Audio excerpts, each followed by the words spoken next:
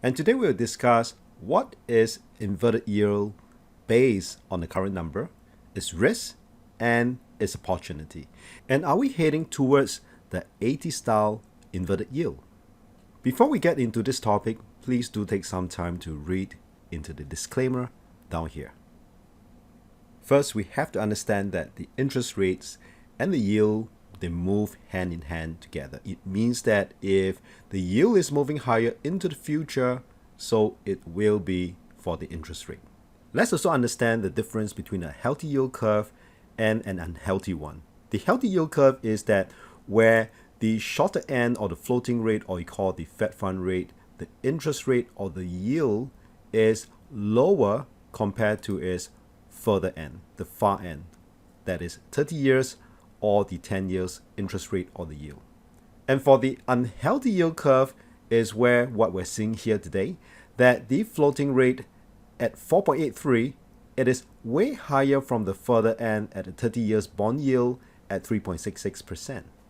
Next, we have to understand who is the issuer. The issuer can be a government or a company that they have to raise funds with bonds. And why the issuer will offer an interest to their investor? It is because it carries some risk. Now, does it mean that the higher the interest rate that's being offered, the riskier it may get? And the answer is yes. With an example of a healthy yield curve, that's where the 30 years bond yield offer a higher interest rate is reasonable. Why? Because into the far future is unseen and is unknown. Therefore, investor will have to take on more risk and the issuer offer a higher interest rate. So in short, when the issuer offer a higher interest rate, it also means that it is riskier. And now we know in today's number presented, the near end yield is way higher than the further end. And this represents that we're in an unhealthy yield curve zone or inverted yield curve. How about its risk? For inverted yield curve, there are many versions to it. A long, short answer to this is when the near end interest rate, like the float rate or the 3 months tenure, is higher than the further end. This represents investing into the short term is riskier than its long term. Now, what exactly is happening? During the first and second week of March, we heard about the bank run crisis in US and EU. And to fill this market with liquidity, the central bank has to offer an attractive yield, making sure that the investors continue to stay invested in their US dollars deposit. And this measure works well. At least it saved the banks as of now. And we can see the near end yield remain high. And the risk is for the short-term borrowers or borrowers have fixed their borrowings into the float rate, meaning now compared to just a few months ago, they are paying much more interest rate from their borrowings. For the corporates, that will eat up much of their profit margins, and individual having to pay so much more in their interest repayment every month, it has created much stress for them. How about its opportunity during the inverted yield curve era for both investors and traders? Since last year, knowing the inflation should remain high, so it will be for the interest rates.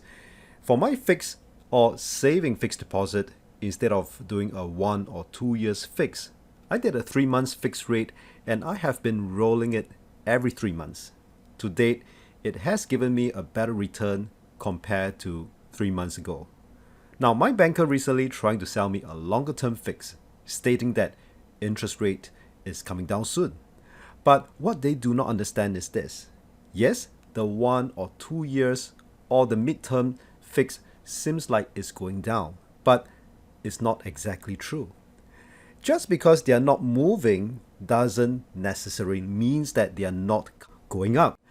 As long as the near end, like the float or the 3 months tenure, remain firm to higher, the mid to long end will catch up subsequently. It is just like in tsunami, before the waves start crushing in, you will see the shoreline receding first, gathering its momentum before picking up again. Before we discuss about if the current inverted yield curve is going to be like that of those in the 80s. Let's take a look at the opportunity for traders during the inverted yield curve situation.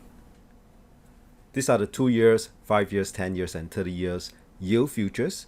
I've included some information about them, and definitely for trading, two things is much needed. Number one is volatility, and number two is liquidity. And I'm saying during this period and beyond, volatility may get even more intense. But that also represents that more opportunities for traders.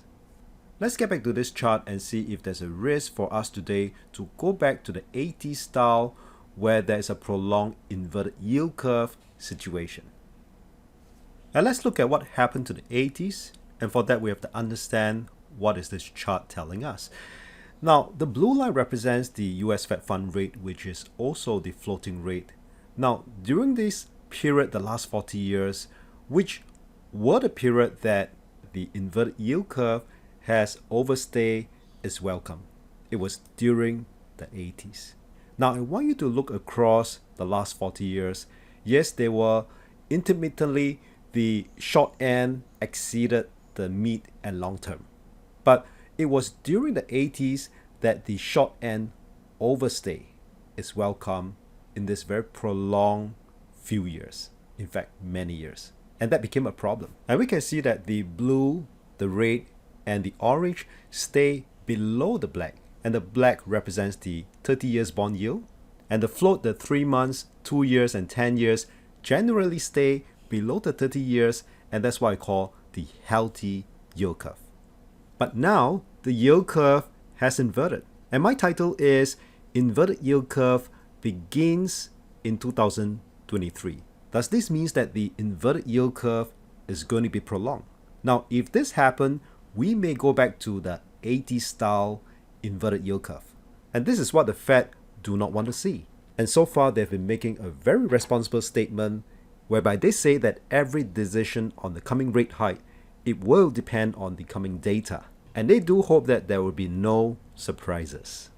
I've included some of my past tutorial relating to today's discussion and its links below. Keep watching it again and again. You too can get into the market with greater precision. I always enjoy studying the correlation between the markets, and I hope today's sharing it will be helpful in how we invest and trade. Really happy that you stayed through this video.